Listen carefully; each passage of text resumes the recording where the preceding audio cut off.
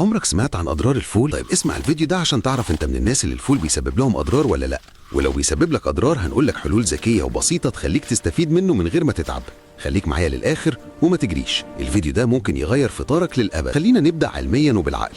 الفول من اقدم واشهر الاكلات في مصر، غني بالبروتين النباتي والالياف والحديد والمغنيسيوم، يعني على الورق هو بطل صحي، بس المشكله ان مش كل بطل ينفع لكل الناس، وده اللي محدش بيقوله. اول ضرر شائع للفول هو الانتفاخ والغازات، وده بيحصل لان الفول فيه نوع الياف وسكريات معقده الجسم بيهضمها بصعوبه، فالبكتيريا في القولون تبدا تشتغل اوفر تايم وانت تحس ان بطنك قررت تعمل اجتماع طارئ من غير اذنك. لو بعد ما تاكل فول بتحس بانتفاخ، مغص او صوت بطنك اعلى من صوت التلفزيون، يبقى انت من الفئه دي. تاني ضرر مهم جدا وركز معايا هنا، مرض الفوال او نقص الانزيم G6PD. الناس اللي عندها المشكله دي الفول بالنسبه لهم مش هزار خالص، ممكن يسبب تكسير في كرات الدم، تعب شديد وانيميا حاده. لو عمرك اكلت فول وحسيت بدوخه شديده، تعب غير طبيعي او اصفرار في العين، لازم تحليل فورا، لان هنا الفول مش صديقك خالص. ثالث حاجه زياده الوزن بس بشكل غير مباشر.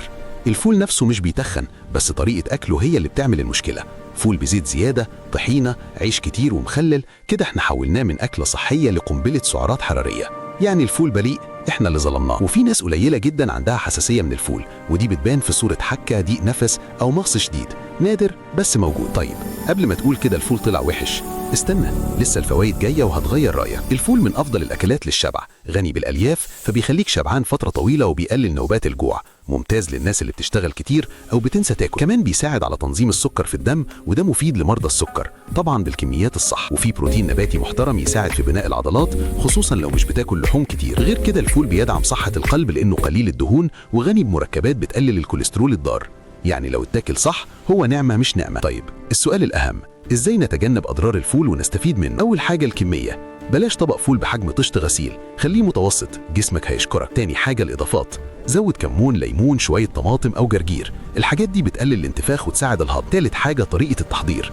الفول المسلوق كويس والمستوي على نار هاديه احسن بكتير من فول بايت او تقيل. رابع حاجه التوقيت، الفول الصبح ممتاز، لكن بالليل ممكن يعمل لك حفله في بطنك وانت نايم، فبلاش. ولو عندك قولون عصبي جرب تقلل الكميه وراقب جسمك دايما بيقول لك الصح، بس احنا اللي مش بنسمع. وفي النهايه الفول مش وحش ولا ملاك هو اكل ذكي، والذكي لازم يتاكل بذكاء. لو حسيت ان الكلام ده لمس حاجه حصلت لك قبل كده، اكتب لي في التعليقات الفول صاحبي او الفول عامل معايا مشاكل. ولو عايز فيديوهات اكتر عن اكل بنفكره صحي وهو مش مناسب لكل الناس، اعمل لي لايك عشان اعرف انك مهتم وما تنساش تشارك الفيديو مع صاحبك اللي بيفطر فول كل يوم ومش فاهم ليه دايما تعبان.